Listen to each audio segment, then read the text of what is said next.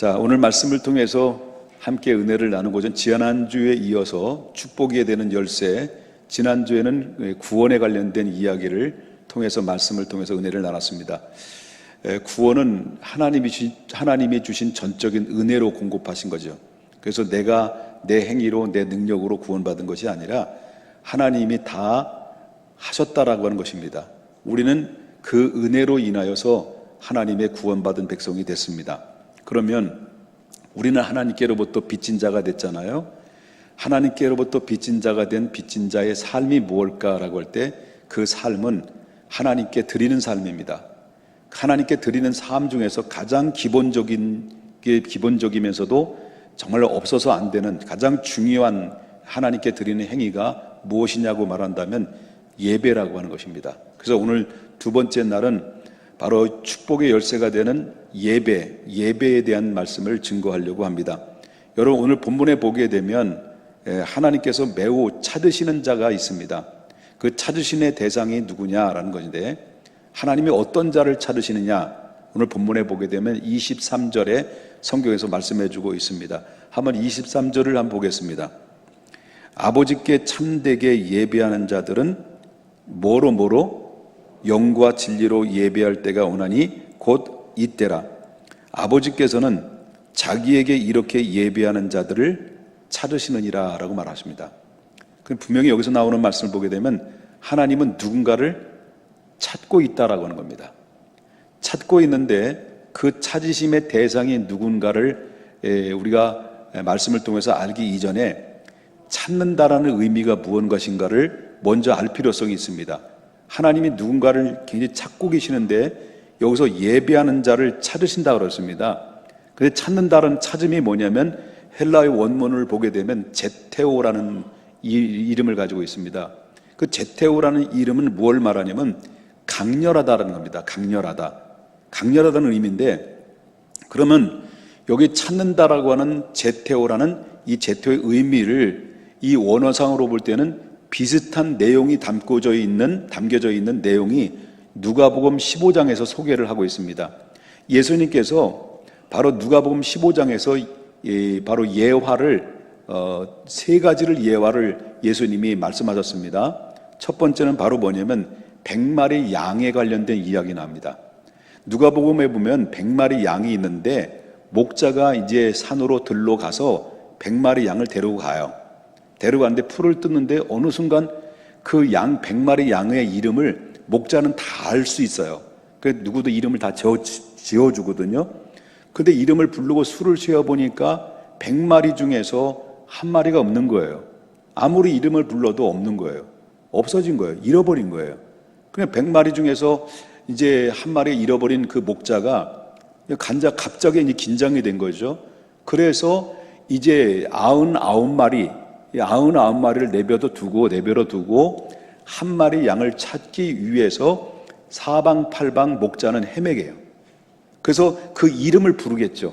그 잃어버린 양의 이름이 있으니까 이름을 부르면서 아무개야 라고 소리를 지르면서 얼마나 애타게 그 잃어버린 양을 찾았는지의 그 심정을 바로 예수님께서 예화로 얘기했습니다.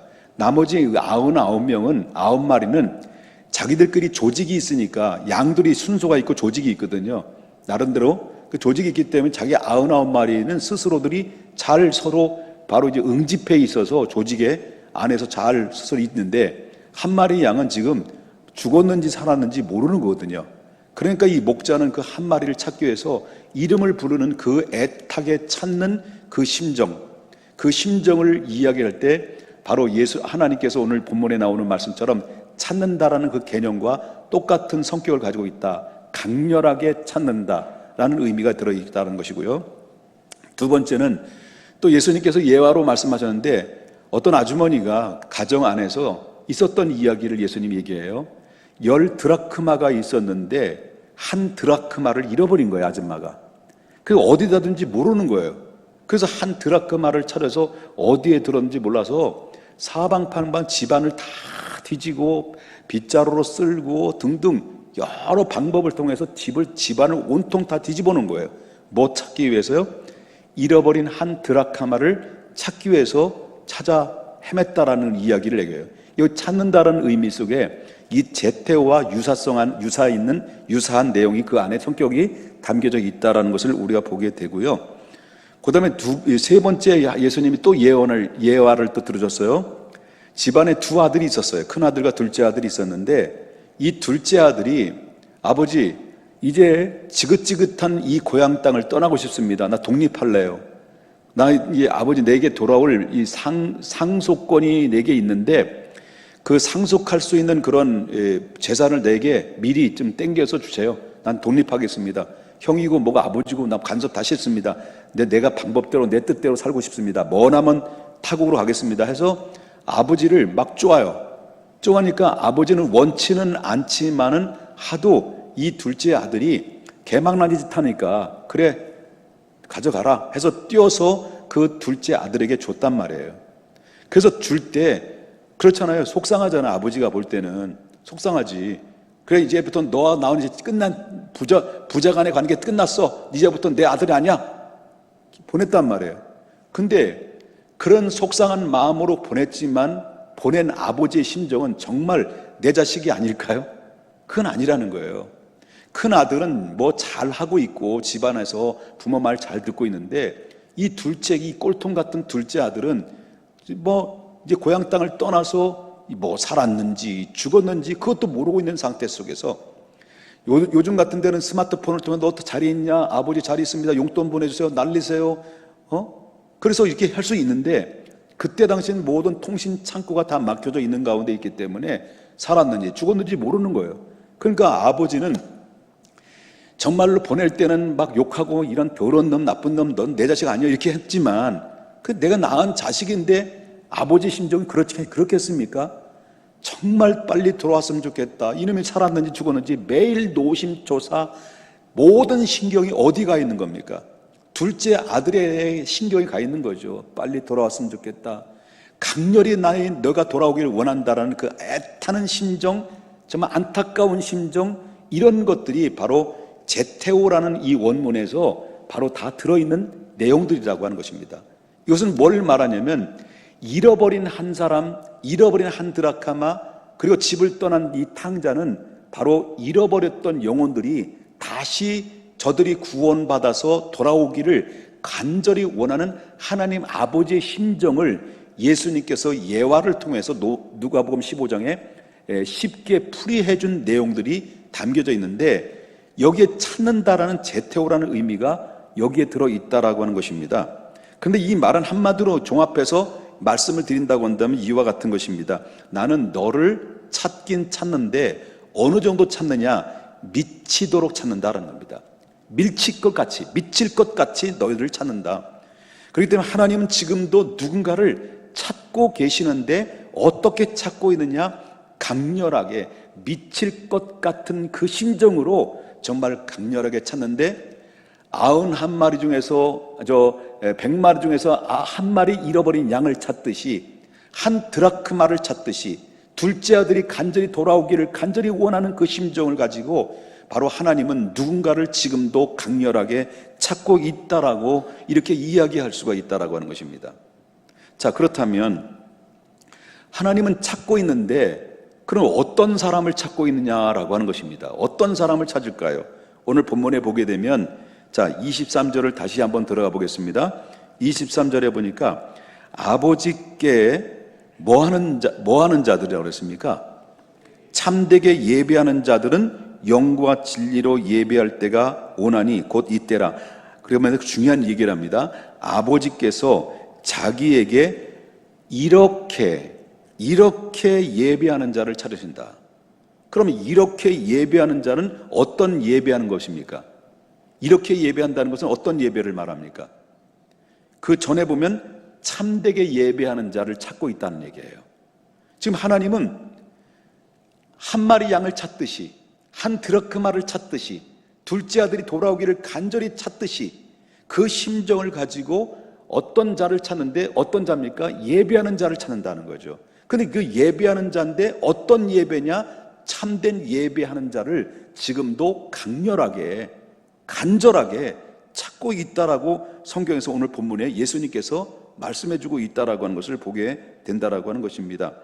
그럼 오늘 본문에 보게 되면, 오늘 본문의 23절과 24절에 보게 되면 예배가 얼마나 중요했으면 예수님께서 그 짧은 두 절 속에 예배라는 이 단어가 10번이나 강조되어 있다는 거예요. 10번이나 강조되어 있습니다. 그러니까 얼마나 그만큼 바로 우리가 믿는 자들에게는 예배라는 것이 얼마나 중요한가라는 것을 예수님께서 강조하고 있다라는 것을 이야기할 수가 있다라고 하는 것입니다. 그러면 아까도 말씀드렸습니다. 하나님은 찾고 있다. 어떻게? 강렬하게 죽도록 미치도록 찾는다. 그 찾으시는 자가 누구냐? 예배하는 자를 찾는다. 어떤 예배를 찾는 자? 참된 예배를 찾는 자를 지금 찾고 있다라고 하는 거예요. 여기까지 말씀을 이해되셨습니까? 자, 그렇다면 참된 예배를 하나님이 강렬하게 지금 찾고 있는데 그 참된 예배가 뭐냐 하는 겁니다. 하나님이 정말 찾는 대상 중에서 참된 예배를 찾으시는데 그 옥석을 가려내기 위해서 정말 천연 기념물 같은 그런 믿음의 예배, 참된 예배를 드리는 자를 찾고 있는데 그 천연 기념물이 뭐냐? 그럼 바로 뭐냐면 참된 예배를 드리는 자인데, 참된 예배가 도대체 어떤 것이 참된 예배냐라고 할 때 여러분 24절을 한번 보겠습니다. 그 참된 예배에 대해서 이야기 나오는데, 자, 하나님은 영이시니 예배하는 자가 뭘로 영과 진리로 예배할지니라. 그럼 참된 예배를 드리는 자는 어떤 것으로 무엇으로 드리는 것이 참된 예배입니까? 영과 진리로 예배를 드리는 것을 하나님은 참된 예배라고 보신다라는 거예요. 그럼 우리가 참된 예배가 뭐냐라고 할 때 첫 번째는 영으로 드리는 것과 두 번째는 진리로 드리는데, 그 영으로 드린다는 말의 의미는 무엇이냐라면 바로 영으로 드리는 건 깨끗한 영으로 드린다는 얘기거든요. 깨끗한 영으로 드린다는 건데 이것은 바로 누구 안에서? 성령 안에서 깨끗한 영으로 예배를 드리는 자를 지금 찾고 있다. 이 성령 안에서 성령의 도우심으로 예배 드리는 자를 찾고 있는데, 우리가 예배를 드릴 때 우리는 항상 어떤 임재를 경험해야 됩니까? 성령의 임재를 경험해야 돼요. 그러니까 예배 드릴 때 성령 안에서 감격이 있는 예배가 있느냐, 감격이 없는 예배냐, 여기에 따라서 하나님이 예배자로서 받으시는 예배가 될 수도 있고 거절당하는 예배가 될 수 있다는 거예요. 그렇기 때문에 여기서 영이라는 것은 바로 뭐냐면 성령의 도우심을 받아 성령을 통해서 감동과 감화를 얻어서 예배드리는 예배가 될 때, 그 예배 드리는 사람 한 사람이 심령 안에서 뭐가 있어야 됩니까? 감동이 있어요. 감동이 있는 가운데서 예배를 드리는 자를, 그 예배를 하나님이 거절하지 않으시고 받으신다라는 것을 성경에서 말해주고 있다라고 하는 것이죠. 그래서 14장, 요한복음 14장 6절과 6절에 나오게 되면은 죄송합니다. 이제 두 번째 미리 얘기했었어요. 막 오랜만에 여러분들 보니까 막 흥분이 돼가지고 성질이 급해졌어요. 자, 첫 번째는 참된 예배 중에 첫 번째 뭐라고 그랬습니까? 영으로 드리는 것이다. 영으로 드린다는 것이 뭡니까? 깨끗한 영, 성령의 감동을 받아서 드려라. 내가 예배 드릴 때 이 순간 성령의 감동이 없는 예배는 하나님이 그 예배를 인정하지 않을 수가 있다는 거죠. 인정하지 않는다. 그렇기 때문에 참된 예배를 드릴 때 성령의 감동과 감화가 있는 예배를 드려야만이 참된 예배가 될 수 있다. 그렇기 때문에 여러분들이 예배당에 나와서 반갑잖아요. 오랜만에 봤잖아요, 얼굴. 예배당에 또 들어오자마자 반가워서 어머 집사님, 어머 장로님 이러면서 반가워가지고 막 이게 막 흥분해가지고 서로 좋아하지만은 그게 중요한 게 아니라 와서 우리가 이 시간 고귀한 시간에 나와 예배를 드릴 때 하나님 먼저 앉아서 내가 드려지는 예배, 내가 드려지는 마음, 내가 입술을 통해서 고백되는 고백, 하나님 이 예배가 성령이 내 마음속에 임재하셔서 나를 감동과 감화를 허락하여 주셔서 감동적인 예배가 될 수 있도록 인도해 달라고 기도의 자세가 굉장히 중요하다는 것을 보게 된다는 거예요. 특별히 학생들, 청년들이 중요한 거예요. 교회 예배당에 오자마자 뭐 이것저것 만나서 뭐 이야기 나눈 것보다도 먼저 앉아서 예배하기 전에 10분, 20분 계속 기도하면서 예배가 예배될 수 있도록 하나님, 내가 예배가 성령의 감동이 될 수 있도록 하나님 도와주시옵소서라고 기도를 했을 때 첫 번째 드려지는 찬양이든지 기도든지 모든 것이 내 안에 감동의 물결이 내 안에서 사무치도록 이루어지게 되는 것입니다. 그럴 때 그 예배는 뭘로 드리는 거냐? 영으로 드리는 거다. 찬양을 할 때도 영으로 드리는 겁니다. 기도할 때도 성령으로 드리는 것입니다. 말씀을 선포하는 자도 성령으로, 말씀으로 선포되는 겁니다. 그래야 그 예배는 하나님이 기뻐 받으시는 예배가 될 수 있고, 그 예배는 성공적인 예배가 될 수 있고, 감동과 감격스러운 예배가 될 수 있는데, 영으로 드린다는 의미는 굉장히 중요하다. 그 다음에 참된 예배 중에 첫 번째는 영이고, 두 번째는 뭐라 했습니까? 진리로 드려야 된다는 겁니다. 여기서 이 진리로 드린다는 의미는 뭘 의미할까요? 바로 예수님께서는 요한복음 14장 6절에 뭐라고 말했습니까? 예수께서 이르시되 내가라고 그랬습니다. 내가 누구냐? 예수님 자신을 향해서 이야기를, 내가 누구냐? 너희들이 내가 누군지를 아느냐? 라고 하시면서 내가 곧 뭐라고 그랬습니까? 길이요 진리라고 그랬습니다. 진리. 그럼 예수님 자신이 뭘 의미합니까? 진리라는 얘기예요. 믿으십니까? 그럼 내가 곧 길이요 진리요 생명이니 나로 말미암지 않고는 아버지께로 올라갈 자가, 아버지께로 올 자가 없느니라. 그 다음에 요한복음 8장 32절에 뭐라고 말합니까? 진리를 알지니 진리가 너희 흉악한 결박에서 풀어주는, 너희를 자유케 하는 능력이다. 그 진리는 누구냐? 예수님이거든요. 예수의 이름이거든요. 아멘입니까? 그럼 정리하자면 그거예요. 정리하자면 참된 예배가 뭐냐? 하나님은 지금도 누군가를 강렬하게 찾고 계시는데, 찾으심의 사람은 어떤 사람을 찾느냐? 참된 예배를 찾고 있다. 그럼 참된 예배가 뭐냐? 영과 진리로 예배를 드리는 건데, 이게 영과 진리로 예배를 드린다는 것은 성령의 임재와 도우심으로 말미암아 예수의 이름으로 드려지는 겁니다. 그래서 성령의 임재와 감격으로 찬양을 드려도 예수의 이름으로, 기도도 예수의 이름으로 마지막 기도를 하셨잖아요. 그 다음에 우리가 드려지는 모든 예배가 예수의 이름으로 드려지는 거예요. 그렇기 때문에 예수의 이름이 빠진 예배는 예배가 될 수가 없다라. 예배가 될 수가 없다. 그렇기 때문에 하나님의 참된 예배, 하나님이 이와 같이 정말 찾고 있고 애타게 찾고 있는 그 자가 누구냐? 참된 예배를 드리는 자인데, 그 참된 예배가 뭐냐? 내 안에 드리는 한 사람 한 사람이 성령의 감동과 감화를 받아서 그 감격스럽게 예수의 이름으로 찬양하고, 예수의 이름으로 기도하고, 예수님의 이름으로 말씀을 선포하고, 예수의 이름으로 말씀을 듣고, 예수의 이름으로 우리가 모든 것으로 감사로 고백할 때 그 예배는 흥분된 예배, 감격스러운 예배, 기쁨의 예배, 평강스러운 예배, 그런 축복의 예배가 되면서 하나님이 그 찾으시는 그 대상자, 그 한 사람이 누구냐라고 그럴 때 강렬하게 찾는 대상이 누구냐? 바로 참된 예배, 영과 진리로 성령의 도우심을 따라 감동과 감화를 받아 예수의 이름으로 올려드리는 그 예배를 하나님이 기뻐 받으시고, 그 기뻐 받으시는 그 받으시고 난 다음에 하나님이 어떻게 했습니까? 그 예배 드리는 사람을 향해서 한 사람 한 사람마다 반응을 보여주신다라는 거예요. 이게 하나님이 주신 약속의 말씀이에요. 그렇죠. 뭐 예전이나 전이나 뭐 지금이나 다를 바가 없이 반응 없는 거는 다를 바가 없네요. 기대한 사람이 내가 잘못이지. 자, 믿으십니까? 자, 이 사실을 깨달으면 어떻게 돼요?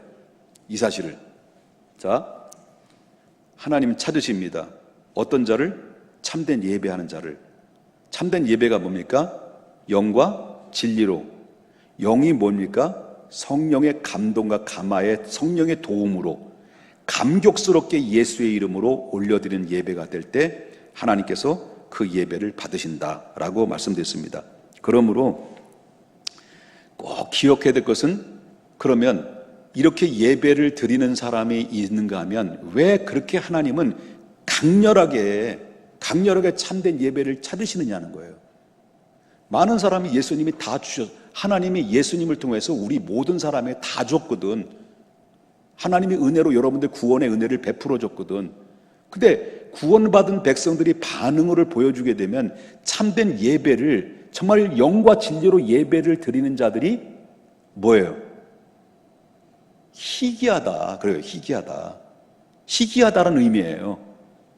구원받은 자가 그렇게 많은데, 추수할 것은 많은데 일할 사람이 없는 것처럼 구원받은 사람이 많고 예배를 드리는 사람들이 그렇게 많아, 어마무시하게 많은데도 불구하고 하나님은 거기에서 만족을 못 느끼고 누군가를 계속 찾고 있다는 거예요. 왜 하나님이 찾고 있느냐는 거예요. 그 이유는 예배를 제 멋대로 드리는 사람들이 상상 외로 많기 때문에 그렇다는 거예요. 그래서 찾는 거예요. 그러니까 정말 참된 예배를 드리는 자가 오늘날 드리는 사람들은 많은데 하나님이 정말 흡족할 만한, 받으실 만한 예배를 드린 자가 희귀하다. 그런 의미 속에서 그걸 보면 예배를 자기 멋대로 드리는 사람들이 그만큼 많이 있다라는 것을 예수님이 그걸 강조하고자 하는 뜻이 담겨져 있다라고 하는 것을 보게 된다는 거죠. 성경을 보게 되면 하나님께 예배를 드린 사람들이 많은데 자기 멋대로 예배를 드리다가 망한 사람들을 모델로 보여준 사건들이 있죠. 그래서 여러분 알다시피 레위기 10장에 보게 되면 아론의 두 아들이 있어요. 아들은 나답과 아비우인데 제사장이거든요. 백성들을 대신해서 예배를 집례해주는 그 사람인데, 이 두 사람이 제사장이 하나님이 명하지도 않는 명령을 어겨서 자기 멋대로 엉뚱한 불을 가져다가 바로 이 분향을 했던 사람이에요. 분향을 해버린 거예요. 제단에 불을 붙이고 버린 거예요. 그러니까 결국 어떻습니까? 그 불을 붙이다 보니까 불을 붙인 것이 하늘에서 하나님이 노하셔가지고 저주의 불이 떨어진 거예요. 그래서 나답과 아비우 두 대제사장이 하늘에서 불이 떨어져서 하나님의 징계로 인해서 불에 타서 그 자리에서 죽어버렸어요. 이 사건이 나오거든요. 그것이 뭐냐면 예배를 자기 멋대로 드린 자의 가장 모본으로 보여준 사건이다라고 볼 수 있습니다. 이 나답과 아비우는 왜 결국 불타서 죽음을 당했느냐라고 말한다고 한다면, 성경이 이미 얘기를 했거든요. 하나님이 레위기 10장 9절에 이미 하나님께서 경고의 말씀에 제사장은 반드시 지켜라. 독주나 포도주를 마시지 마라. 독주나 포도주를 마시면서 결국 예배를 주도하거나 제사를 업무를 감당하지 마라 라고 했는데, 이 사람이 불타서 죽은 의미를 보게 되면 이 사람들은 자기 멋대로 술을 마시고 독주를 마셔서 취한 상태 속에 자기 멋대로 하나님 예배를 가볍게 여기고 우습게 여겨서 하나님 명하지도 않는 불을 가져다가 바로 분향을 하다가 결국은 뭡니까? 태워서 불에 타서 죽음을 당했던 이 사건을 오늘 보게 되는데, 이것은 바로 뭐냐면 우리가 예배를 드릴 때 자기 멋대로 예배를 드려서는 안 된다라는 경고의 메시지를 주고 있다는 겁니다. 오늘날 예배 드리는 사람들은 많은데 이와 같이 자기 마음대로 자기 멋대로 자기 정해진, 하나님이 정해놓은 예배가 아니라 자기가 정해놓은 예배, 그러니까 예배를 자기가 정해놓은 예배가 되다 보니까 어떤 예배가 됩니까? 주일 예배, 낮 예배 한 번만 드리면 다 됐다, 내 의무는 다 했다라는 그 고정관념이 결국 어떻습니까? 하나님이 결국 그 예배, 그 고정관념이 잘못된 고정관념, 자기가 정해놓은 고정관념, 하나님이 정해놓은 게 아닙니다. 자기 정해놓은 고정관념으로 사로잡혀서 예배를 드려드리는 것이 아니라 예배를 봐주는 이런 사람들이 얼마나 많은지 몰라요. 그래서 우린 예배를 정확하게 알고 예배를 드려야 된다라는 것을 우리가 보게 된다는 거죠. 여기서 우리가 알 수 있는 것은 예배는 우리 생각대로 내 멋대로 가볍게 봐서는 안 된다, 그런 얘기를 하고 있다는 거죠. 아까도 말한 것처럼 왜 하나님은 그렇게 강렬하게 찾느냐? 수많은 사람들 예배를 드리지만은 바로 그렇게 하나님이 참된 예배를 드린 자들이 많지가 않기 때문에 그들을 찾고 있는 건데, 그 찾는 대상자가 바로 저와 여러분이 그 한 사람의 주인공이 돼야 될 줄 믿어요. 예배는 장소가 그렇게 중요하지 않습니다. 우리 교회 평택 중앙교회 나와서 예배를 드려야 되겠지만 대면 예배든 비대면 예배든 간에 드리는 자의 예배 속에서 정말 그 드려지는 그 현장, 주의 이름으로 모여진 그 현장이 여러분 가정 안에서 드리든 직장 안에서 드리든 개별적으로 스마트폰을 통해서 하나님 1대1로 하나님 앞에 드리든 간에 그게 중요한 것이 아니라 그 드리는 그 한 사람 한 사람이 정말 과연 참된 예배, 성령의 임재와 예수 그리스도의 이름으로 최선을 향해서 하나님이 받으시는 예배를 드리느냐가 굉장히 중요한 관건이다라는 것을 우리가 보게 된다는 거죠. 이 사실을 안다고 한다면요, 참된 예배, 하나님이 찾고 있다는, 하나님이 보시고 있다는 것을 안다고 한다면 어떻게 예배를 소파에서 누워서 걔가 두 손 들면서 영화 보듯이 볼 수 있겠냐는 거예요. 그럴 수는 없는 거죠. 어떻게 여러분요, 하나님이 참된 예배를 찾고 있는다는 참된 예배를 안다고 한다면요, 어떻게 여러분 속옷 차림으로 입고 하나님 앞에 스마트폰을 보고 아니면 텔레비를 보면서 예배를 드릴 수 있겠냐는 거예요. 비대면 예배를 드린 사람들에 대한 성도님들에 대해서 여러분 비하 발언하는 건 아닙니다. 그럴 수도 있다. 그럴 수도 있다.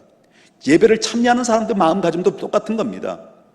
그렇기 때문에 우리가 정말 하나님이 본다 안 본다 이 개념을 우리가 알아야 되는데, 우리가 비대면이든 예배든 간에 우리 하나님 앞에 드릴 때 정말 비대면으로 드릴 경우는 조심해야 될 부분이 바로 뭐냐면, 정말 대면 예배를 드리는 것처럼 최고의 좋은 옷을 입고 일어설 때 같이 일어서고 같은 방법으로 하나님 앞에 정성을 다해서 정말 실제적으로 예배를 드리는 것처럼, 동참한 것처럼 그 심정으로 오히려 더 신경 쓰고 더 간절하고 사모하는 마음으로 성령 안에서 예수의 이름으로 드려야 할 것을 우리 사랑하는 모든 성도들, 시청하시는 모든 성도님들도에게 부탁을 드리는 것입니다. 왜? 사람은 안 보셔도, 사람은 몰라도 하나님은 보고 있거든요. 하나님 보고 있거든요. 하나님 예배를 보고 있다는 거죠. 여러분 물어보겠습니다. 예배는 보는 겁니까? 드리는 겁니까? 예배는 드리는 거예요. 그럼 보시는 건 누가 보셔요? 하나님이 보시는 거예요. 네? 하나님 보신다고요.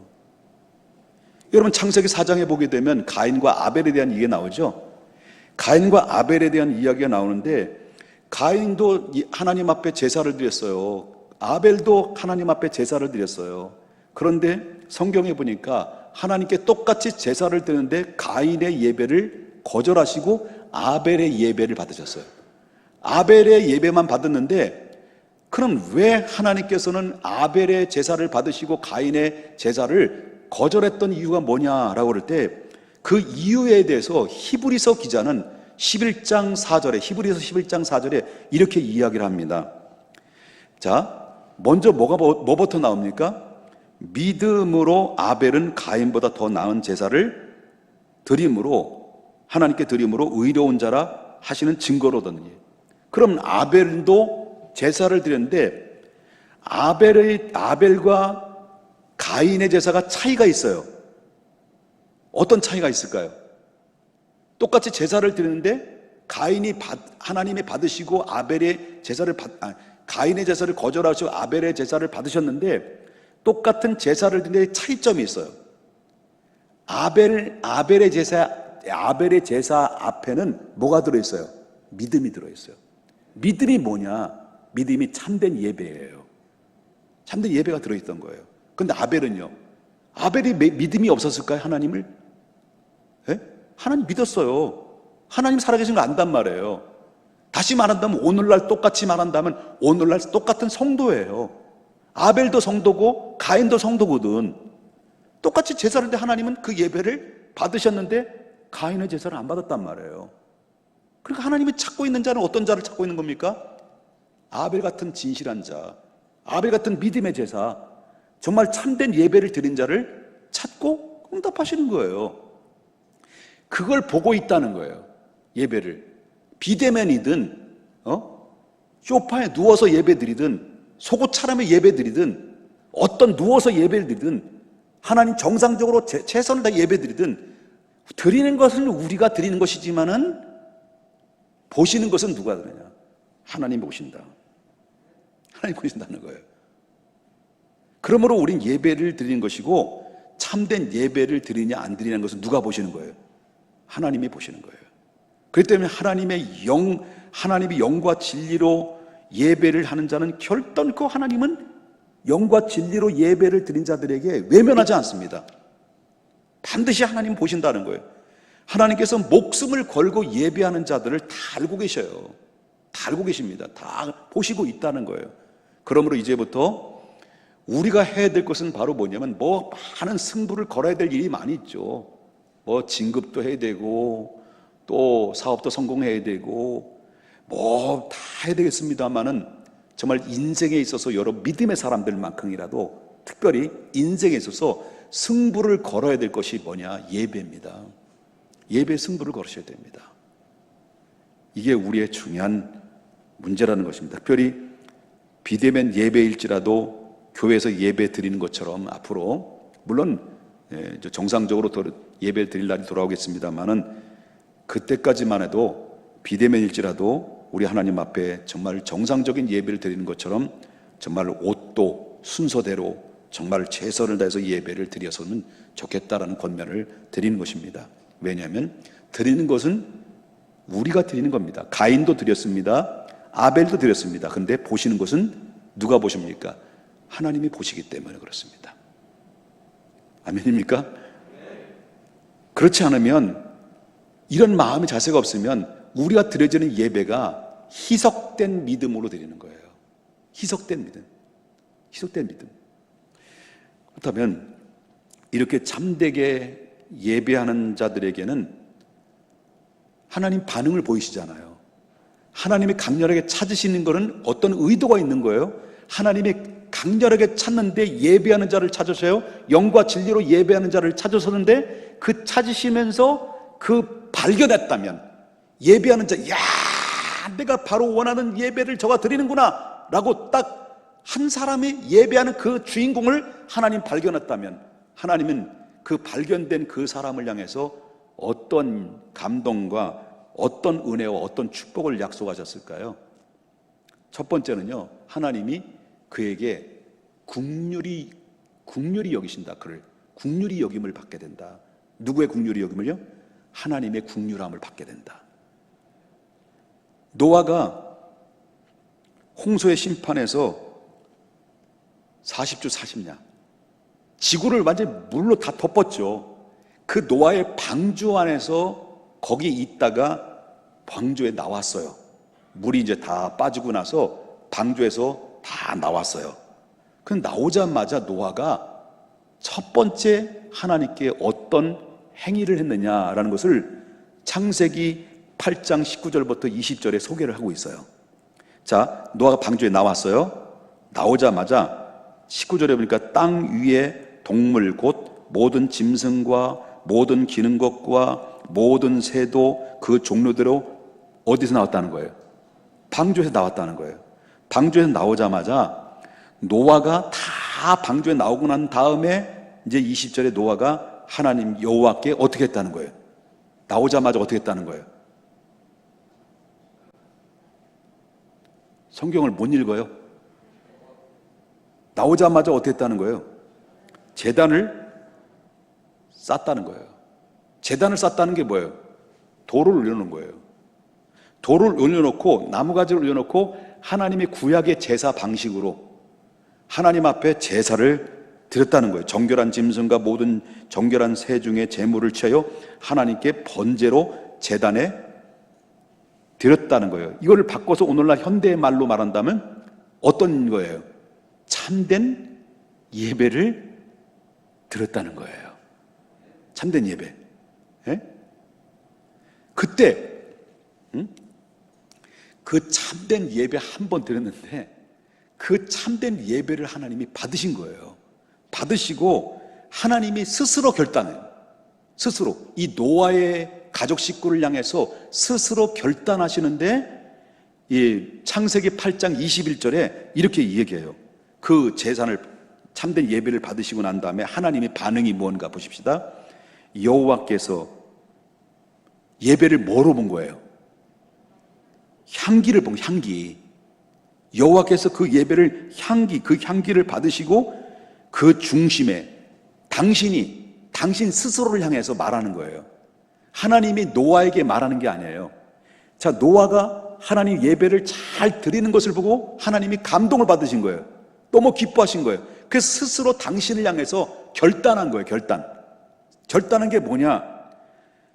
그 중심에 이르시되 내가 다시는 사람으로 말미암아 땅을 저주하지 않을 것이다. 다시는 저주하는 것이다. 그러면서 이는 뭐라고 말하니, 이 사람의 마음의 계획한 바가 어려서부터 악하라. 사람이 악한 거예요. 아담 이후로부터 죄를 졌기 때문에. 그 내가 전에 행했던 같이 이 악한다고 해서 다 이 사람들을 멸할 것이냐? 이제는 멸하지 않겠다. 이걸 뭘 말합니까? 긍휼함을, 하나님이 용서함을, 인애를 베풀어줘서 내가 그를 용납하고 안아주고 위로해주고 축복할 것이다. 그 얘기예요. 뭐 한번 받으시고 참된 예배를 받으시고 하나님의 감동받아서 이제는 그들에게 화가 아니라 하나님의 복으로 그들을 축복해 주겠다는 약속의 말씀을 노아에게 한 것이 아니라 당신 스스로에게 결단하면서 당신에게 이 얘기인 거예요. 그러면 하나님의 결의가 얼마나 단단하고 얼마나 대단한가. 그죠? 예배 한번 받으시고. 인간을 창조한 목적이 뭐예요? 인간을 창조하신 목적이 뭐예요? 에베소서 1장, 인간을 통해서 영광의 찬송을 받으시려고, 예배를 받으시려고. 근데 그 예배를 받으시니까 얼마나 기쁩니까? 그래서 노아에게 다시는 악하다 할지라도 이와 같은 바로 심판을 내리지 않고 내가 너에게 긍휼함과 불쌍함과 인애로 베풀어 주겠다, 약속을 해주고 있습니다. 이 말씀이죠. 여러분, 우리가 예배를, 하나님이 가장 약한 부분이 있어요. 하나 약한 부분이 바로 뭐예요? 하나님의 마음을 감동시켜 드리는 거예요. 마음을 감동시켜 드리는 게 뭘까요? 그게 예배예요. 예배 한번 잘 드렸더니 하나님이 마음에 감동이 돼가지고 이와 같이 대박이 터진 것을 우리가 보지 않습니까? 둘째로, 우리가 하나님 앞에 참된 예배를 드리면 하나님의 재앙을 내리고자 하는 그 뜻을 철회하신다는 거예요. 하나님 재앙을 내리고자 철회한다는 것, 이것 또한 얼마나 축복인가요? 얼마나 축복입니까? 자, 사무엘하 24장에 보게 되면 다윗이 잘 나가다가 갑자기 교만해진 거예요. 잘 나가다 교만해진 이유가 바로 뭐냐고 말한다면, 이 사람이 말하니까 옛날에 안 하던 짓을 하는데 인구조사를 한 거예요. 인구조사. 지파별로 전쟁에 나갈 만한 젊은 청년들이 몇 명이나 되는가 인구조사를 해와라. 그래서 뭐냐? 그것은, 그 의도는 바로 뭐냐면, 지금까지 하나님을 의지했던 다윗이 하나님을 대신해서 이 군사의 힘을 더 의존한 거예요. 여태까지는 전쟁에 나갈 때마다 군사의 힘을 의존하지 않았어요. 군사의 힘을 의존하지 않고, 전쟁은 여호와께 속한 것이니 우리 하나님 도와주십시오 해서 블레셋과 싸울 때 하나님이 다 도와주셨어요. 그래서 결국 다윗이 용맹스럽고 다윗이 군사력과 전략이 훌륭해서 모든 그 나라를 다 점령하고 이긴 것이 아니라 하나님이 도와줬기 때문에 그런 건데, 이제 어느 정도 살만하니까 이게 빗나간 거예요. 등 따뜻하고 배부르니까 이제 뭐 교만한 마음이 들면서 하나님 말고 자기가 훈련시킨 군사력을 더 의존해서 자기의 군사력을 통해서 바로 자기를 과시하려고 하는 그런 의도 속에서 바로 인구조사를 해버린 거죠. 하나님이 그거 보실 때, 이것 봐라, 여태까지 나를 의지하고 나를 바라봤던 이 인간이 나를 대신해서 자기도 할 수 있다?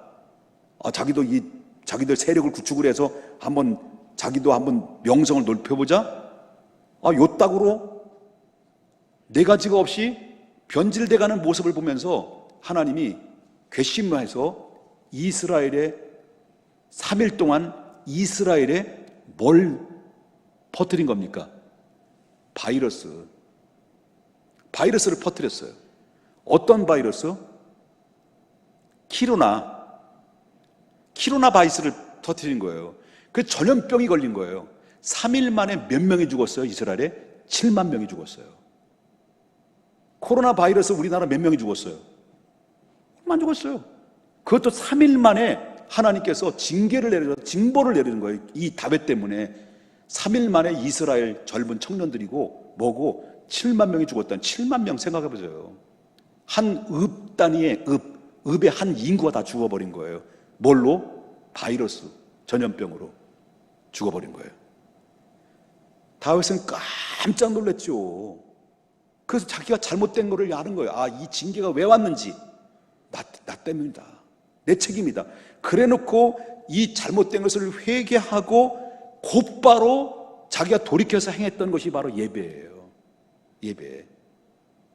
그러니까 하나님이 재앙을 돌이킬 수 있는, 돌이키게 만들고 재앙을 잠재우고 바이러스를 잠재우게 만들게 하는 그 권천적인 그 해답이 다윗은 뭘로 여겼습니까? 회개와 예배였다는 거예요. 예배. 그래서 다윗이 사무엘하 24장 25절에 뭐라고 말할까요? 그곳에서 여호와를 위해서 뭐예요? 단을 쌓고 번제와 화목제로 드렸더니 그때서 비로소 여호와께서 그 땅을 위한 기도를 들으심에 이스라엘에게 내리는 재앙을, 바이러스를 멈추게 했다는 거예요. 멈추게 했다. 가만히 보세요. 그때 다윗이 하나님이 제대로 한 번 제사를 드렸는데 한 번의 제사가 하나님의 마음을 돌이킨 거예요. 재앙을 돌이키게 만들었던 그 한 번의 제사가 하나님의 마음을 움직이게 했다는 거거든요. 오늘날 보세요. 코로나 재앙 문제가 아니라 코로나 재앙의 문제가 아니에요. 정말 이 모든 재앙들을, 그 재앙들보다도 더 우리가 중요하게 되고 두려워해야 될 것이 바로 뭐냐면 예배를 더 중요하게 생각해야 되거든요. 뭘 보면 합니까?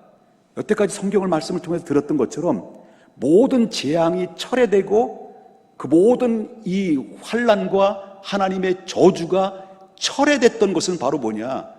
노아도 그렇고 다윗도 그렇고 한 번의 예배가, 하나님의 제대로 된 예배가, 참된 예배가 재앙을 멈추게 하고 바이러스를 멈추게 하고 전염병을 멈추게 했던 놀라운 역사의 원리를 그대로 오늘날 이 시대로 적용한다면 똑같은 거예요.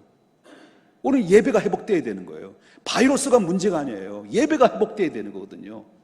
그 예배는 어떤 예배냐? 장소를 불문하고 어디에서 예배를 드는지 그 예배 드린 그 한 사람 한 사람이 어떻게 예배가 회복되느냐에 따라서 바로 재앙이 국률함을 입게 되고 재앙이 멈추게 되는 놀라운 역사를 일으키게 하는 것이 예배인데, 그런데 지금 오늘날 이 시대는 오늘 시대는 뭡니까?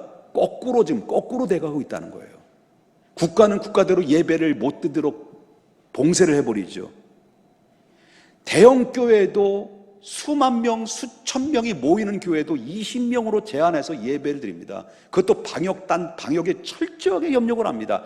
그렇게 국가의 협조를 안 하는 교회는 소수의 교회예요. 소수의 교회예요. 미친 사람들이죠. 내가 볼 때 미친 사람이 생각한 거예요. 그 소수의, 그래도 고집하면서 예배를 드리고 예배를 고집하는 교회들이 잘했다 못했다라고 나 말씀을 드리고 싶지는 않지만, 그러나 이 사람들의 사고방식이 바로 뭐냐면 마치 일제시대 신사참배에 다 모든 자기처럼 예배를 드리지 않는 모든 한국교회는 신사참배를 했던 교회고, 자기들만이 유일하게 주기철 목사님처럼 믿음을 지키고 끝까지 예배를 지키고 생명처럼 지킨다는 이런 생각을 가지고 있는데, 그게 바로 뭐냐면 우상숭배의 개념으로 그렇게 접근하니까 그 말이 맞지만 그건 이게 아니잖아요. 코로나 문제는 모든 교회가 모든 국가와 종교를 다 떠나서 모든 국민들이 다 이 모든 코로나를 잠식시키고 다 잠식시킬 때까지 협조해서 이걸 끝나면 우리가 비대면으로 드렸든지 예배를 비대면 드렸던 것이 이제 대면 예배로 빨리 끝나면 끝날수록 예배를 드릴 수 있는 것이 앞당겨지잖아요. 근데 그걸 왜 자꾸 지연시키냐는 거죠. 그 예배를 봉쇄하는 일들이 계속 발생되다 보니까 이 다 지나가면 조금만 인내하고 조금만 합조하면 이게 코로나가 이 코로나 끝나게 되면 또 다시 예배를 드리게 되면 한국 교회가 정말 이 일에 힘썼구나. 그럼 전도의 문이 활짝 열려지게 되고, 그러니까 소수의 교회들이 막 나라에서 막 모든 다수의 교회가 다 코로나 발생을 일으키는 유발시키는 어떤 주범의 교회로 막 지금 몰아가고 있는 상황에 놓여 있는 걸 보지 않습니까? 가뜩이나 교회를 향해서 막 못 잡으면서 한인데. 그렇잖아요? 보세요. 사실 따져보면 전철 보세요. 바글바글해. 교회 보세요. 텅텅 비었어. 그렇잖아요? 교회 텅텅 비었잖아요. 전철 보세요. 마스크를 쓰지만 알레르기 비염이 있는 사람 애치 한번 하면 침 다 튕기는 거예요. 거기서 말을 안 합니까? 막 사람끼리 부딪히고 식당 가보세요. 안 먹을 수 있나? 바글바글 하잖아. 근데 교회는 뭐예요? 예배 드리지 마. 20명. 이것도 뭐 할 말이 있지. 좀 억울하지. 그렇잖아요? 근데 중요한 것은 바로 뭐냐면 이 빌미리 삼아서 교회를 완전히 소수의 잘못된 교회들 때문에 다수의 교회가 전체가 이 대한민국을 다 병들게 만들고 타락하게 만들고 이 코로나 바이러스를 일으키는 주범으로 만들다 보니까 여러분, 예배를 드리는 우리 교회 성도님들조차도 예배를 무서워하는 거예요. 예배 드리는 것을. 예배 드리는 게 얼마나 무서워합니까? 아니, 식당 가는 것은 별로 안 무서워해. 우리 성도님들이. 밥 먹는 건 강하고 담대해. 전철 막 비치고 막 밀치고 막 서로 안고 막 악수하고 뭐 별 다 하잖아요. 근데 왜 예배를 드리라니까 왜 무서워해요? 아이러니잖아, 아이러니. 아이러니인 거예요. 예배를 무서워해야 됩니까? 왜 이렇게 만들었을까요? 누가 이렇게 만들었을까요? 여러분, 예배가 회복돼야, 예배가 살아있어야 모든 문제가 풀려지는데 오히려 역으로 반대로 예배를 드리지 못하도록 입을 막고 길을 막고 그리고 예배를 무서워하게 만드는, 마치 교회 가면 바이러스 걸릴 것이다라는 인식을 교회 다니는 성도들, 우리 평택 중앙교 성도님들에게도 인식을 불어넣을 수 있다는 거예요. 그게 아니라는 거예요, 여러분.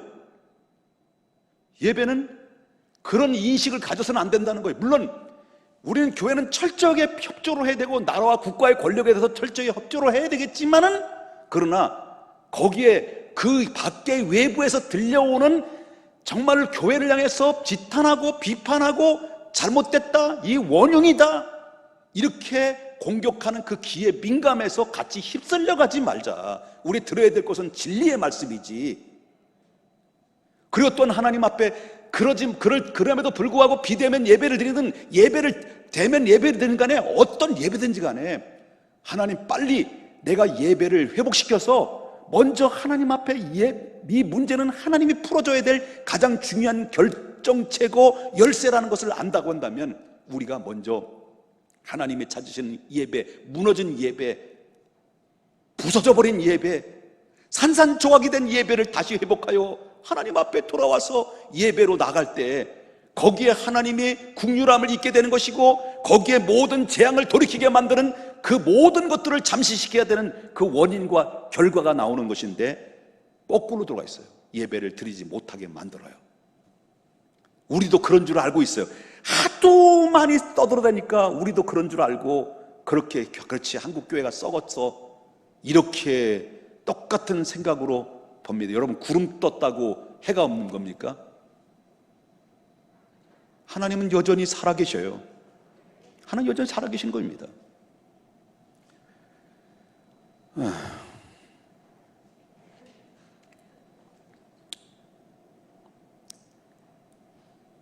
축복 얘기에다가 괜히 흥분했습니다.